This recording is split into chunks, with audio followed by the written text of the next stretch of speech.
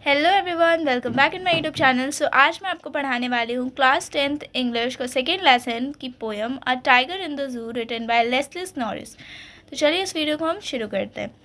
पहले हम पढ़ेंगे अबाउट द पोएट, मतलब लेखक के बारे में। George Leslie Norris 21 May 1921 to 6 April 2006 was a prize winning English poet and short story writer. George Leslie Norris का जन्म 21 मई 1921 से को हुआ था और उनकी मृत्यु 6 अप्रैल 2006 में हुई थी।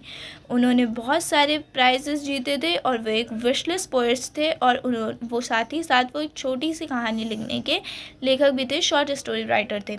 ही taught at academic institutes in Britain and the United States including Brigham Young University. उन्होंने academic institutes in Britain, United State और ब्रिघम यंग यूनिवर्सिटी में एज अ टीचर वर्क किया था। Norris is considered one of the most important wishless poets of the post-war period and his literary publication have won many prizes. तो nourish जो है वो एक बहुत ही ज़्यादा महत्वपूर्ण विशलिस्ट राइटर माने जाते हैं जिन्होंने पोस्ट वॉर पीरियड के बारे में लिखा था और उसके साथ साथ उनकी काफ़ी सारी ऐसी पब्लिकेशंस थी जिनकी वजह से उन्हें काफ़ी सारे प्राइज़ जीतने को मिले थे। अबाउट द पोएम, मतलब इस पोएम में अ टाइगर इन अ जू में हमें क्या समझाने की कोशिश की गई है। The poem written by Leslie Norris explained the agony and helplessness of a caged tiger that lived in a zoo. तो पोएम में लेस्ली नॉरिस ये बताते हैं कि जैसे कि एक जो टाइगर है वो एक खुले जंगल में रहता है, लेकिन यहाँ पे जो टाइगर है वो केज्ड है, मतलब उसे पिंजरे में बंद कर लिया गया है। वो एक जू में है, एक चिड़ियाघर में। The poet explain what his life could be if had been a free animal. तो पोएट ये बताते हैं कि अगर वो एक खुले हुए में वातावरण में होता तो कैसा होता। The poet has tried to explain about the condition of animal that are caged by human being for their own fun. तो पोएट यहाँ पे ये एक्सप्लेन करते हैं कि कैसे इंसानों ने अपने मज़े के लिए जानवरों को केज्ड कर लिया, जानवरों को जू में बंद कर लिया है।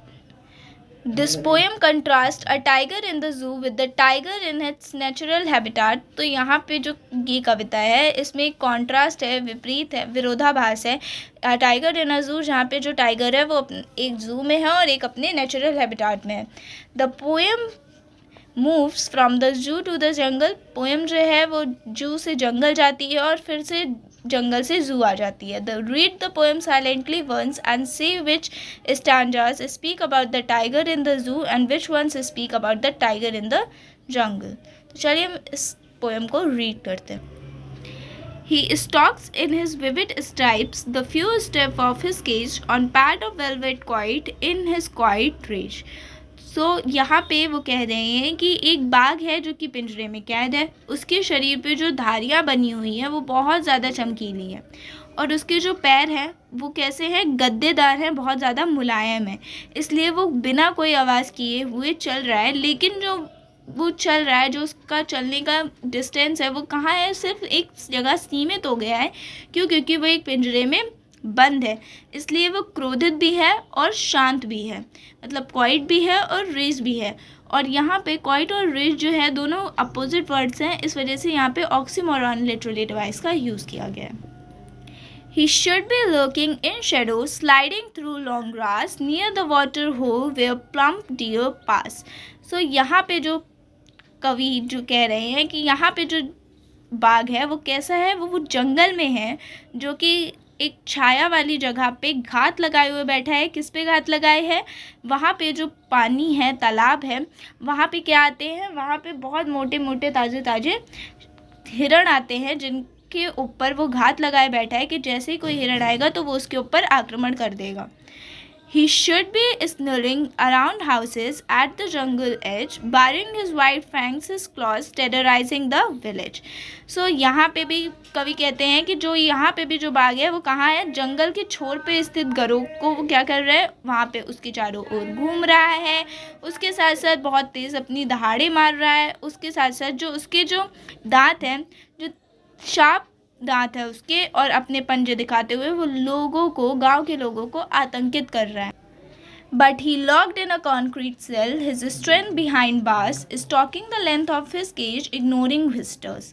और यहाँ पे जो बाघ है वो कहाँ है, वो एक पिंजरे में कैद है, एक कंक्रीट सेल मतलब कंक्रीट की मजबूत सी कोठरी में कैद है, जहाँ पे जो उसकी शक्ति है वो कहाँ है, वो सलाखों के बार्स के पीछे है.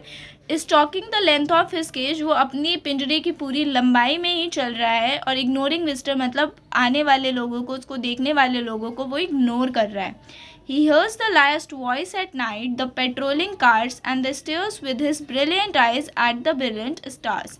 तो वो जो बाघ है अभी भी वो कहाँ पे है, पिंजरे में ही बंद बाघ की बात कर रहे हैं पोएट. और वो कहाँ पे है, वो पेट्रोलिंग कार्स की मतलब गश्त लगाती हुई घूमती हुई कारों की वो आखिरी आवाज़ सुनता है, और वो अपनी चमकदार सी ब्रिलियंट सी आइज से किस चीज़ को घूरता है, वो ऊपर आसमान में आए हुए तारों को घूरता है.